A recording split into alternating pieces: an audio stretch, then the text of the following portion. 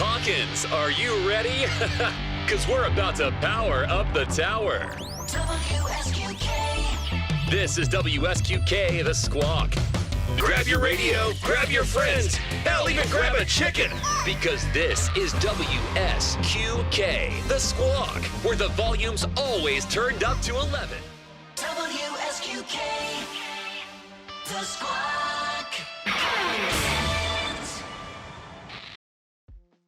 Hi guys, this is Bill from Spencer1984.com with a new project on the bench, the Stranger Things 77 GMC The Squawk Van. And this is one that I've been looking forward to. I really liked the last season of Stranger Things, and I especially liked how much they actually used the van in the show. So this kit was provided by Carrera Rebel, and taking a look at the box, you got the Stranger Things title up top, some really nice artwork of the Squawk van. That looks legitimately cool. I got 77 GMC Squawk van. This is an all-new tooling. This is not the old Revell van. Got a little bit of a write-up here on the side, so you can read that if you'd like. We've got the color list of all the paints recommended for this. Got a repeat of the box art. Got a bunch of photos showing off what the kit's going to look like when it's built. Got an opening side door, separate roof panel, and down the bottom right there, opening rear doors. That should be interesting. And taking a look inside the box, and let us take a moment to appreciate that they actually got all of that packed in here, and that's probably the last time all of these parts are going to fit that way.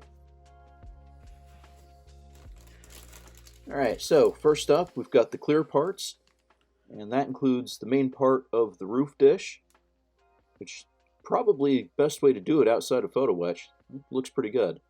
I got the tail lights, the headlights, parking lights, corner markers, got the little porthole windows for the back, we've got the windows for the rear doors, and we've got the windshield. And it looks like the windshield has a little step in it, so it'll be flush mounted. Yeah, it sure does. That's a nice touch. Alright, and next up, let's see, get this out of the way, and take a look at the chrome parts. Got a grille that's actually open, nice clean casting, actually see-through. Got the bumper, got the two side pipes, got the mirror glass, got the interior rearview mirror, got a Chevy emblem, even though this is a GMC van, and the two mirror housings.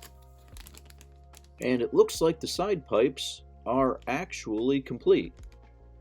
Some of the older kits I've worked on, they're actually hollow backed, but these look like they're good all the way around. And next up, we've got what looks like a bag of the bulk of the parts. So I'm going to open this up. And first thing we've got is the doors. And the rear doors have the notches on the side for the hinges. And if that works out, that'll be a really nice detail.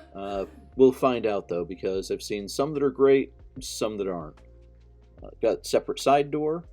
The inner panels for the rear doors, the slider for the side door, and the radiator.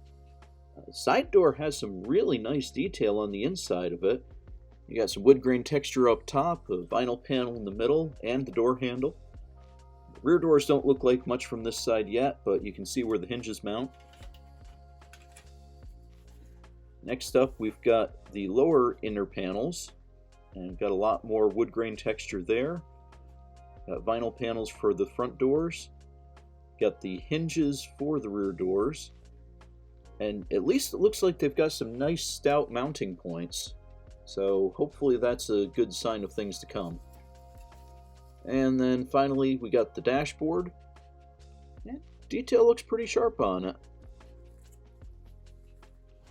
Yeah, detail looks pretty sharp overall actually. I mean, it should, new tooling in 2026, but still, nice to see. And next up is part that's probably going to bug some people because this is a curbside and the chassis is all one piece. And yeah, the front and rear axles definitely suffer for that, and the drive shaft and the rear shocks do look kind of weird from the side. But even taking that into account, it looks pretty good. It's got the ribbed floor detail, the rear springs are totally free, so that's a nice touch. And there's nothing on the top side, because the floor is a separate piece in this kit. And in fact, that's what that looks like. So just a plain back. Looks like there's a little bit of texture. I don't know if that's supposed to be carpet or a vinyl mat. Up front, the doghouse is already in place. Got some mounts for the seats. And the only thing on the bottom are the locating pins.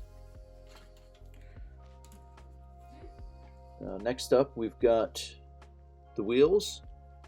And there's some decent looking old school steelies.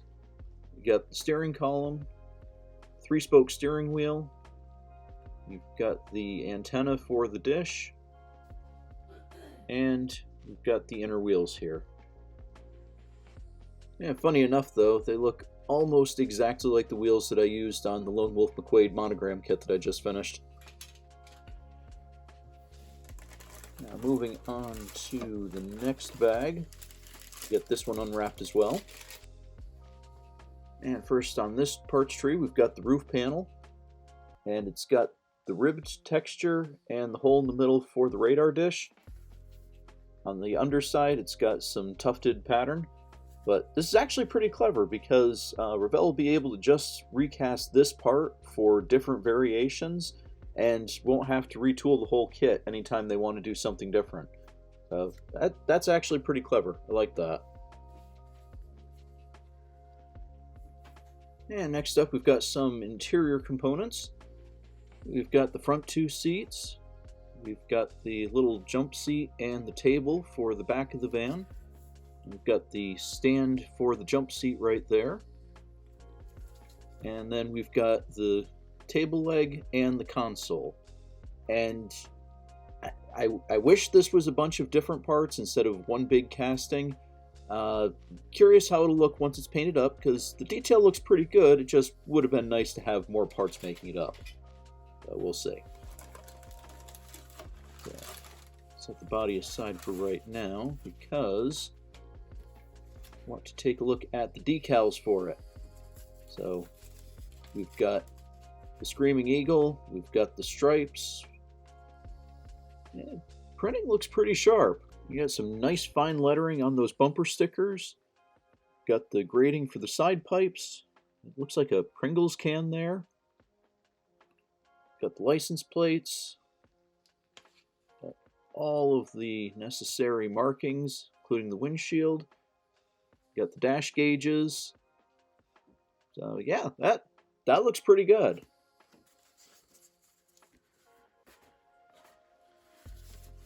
And something else looks pretty good. Got an actual instruction booklet. Not just a sheet. This is stapled. And it is printed in full color throughout. And that's especially nice when you get to the actual build part. They have it broken down with color coding and color references. So like you've got red and black on the floor there, and it looks like they're kind of doing the same thing that Lego's been doing, where the parts that you need to care about are highlighted and the thing that you've already worked on is just a black and white line drawing. And I think that's a nice touch, especially for newer builders. Something like that makes things a lot less frustrating, a lot easier to follow along what you're supposed to be doing. We've got the decal map over here, which that is a lot of decals. It's a good thing I like doing decal work. So now, let's get this body open and see what that looks like.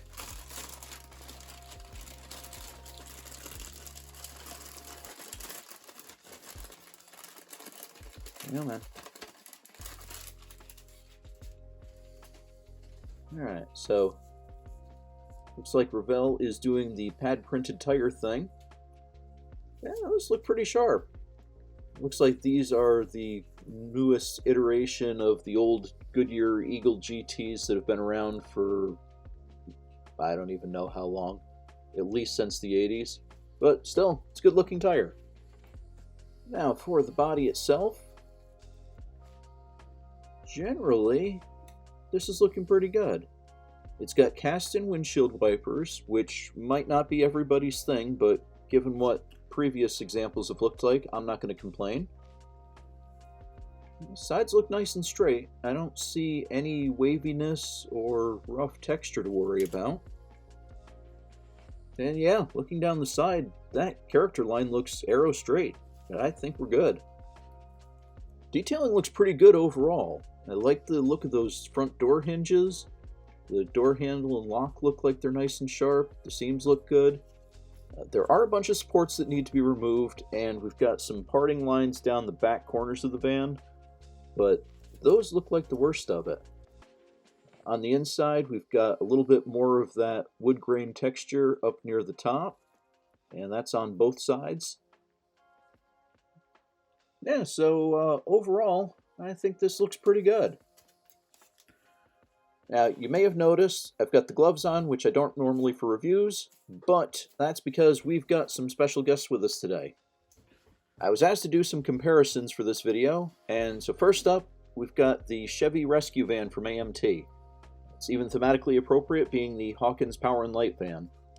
I did make some modifications. Originally, this kit did not have these roof ribs, didn't have rear windows, had different bumpers, and I replaced the grille and headlights. But generally, this is the stock AMT Chevy van. I use the rescue van, but since then it's been the police van, the Foxy Box, the Aqua Rod, and this year it's going to be the D&D van. So taking a look at the underside, this is a full detail kit. So separate engine, separate suspension components, separate exhaust, all of that fun stuff. And generally builds up nice. Comparing it to the new kit, you see it doesn't have the ribbed floor detail, and a little bit different proportions with certain things like the front A-arms. The new kit has the one-piece drive shaft instead of the two-piece, but overall, they're pretty comparable. And to be completely honest, I always thought that the full detail engine was kind of a waste in this kit. And a little space here is the other comparison that I was asked to make was to the best known GMC van, the A-Team van. Now again, this is the AMT kit with some modifications, but even with that, the body was a little bit different. This had the newer bumpers, this had the ribbed roof. Looking at the bottom of it, again, doesn't have the ribbed details, but we got some side pipes, so that might be a more direct comparison to the Stranger Things. So, look at that. And yeah, I added the skid plates to the A-Team van as well as the extra shocks. Those are not part of the original kit. But taking a look at the bodies, you can see, really, they are very comparable. Wheelbase looks exactly the same. Door seams look like they line up just about dead on. About the only difference I see is the way that they handled the side marker lights. So everything else looks like it lines up just about perfect. Width-wise, same thing. Vans are just about spot on to each other. Proportions look pretty close. And as long as it's here, we'll do the same thing with the A-Team van. The ground effects and the fender flares do make the A-Team van look a little bit different, but that's all superficial add-on parts. The base van has pretty much the same dimensions and style as the rescue van.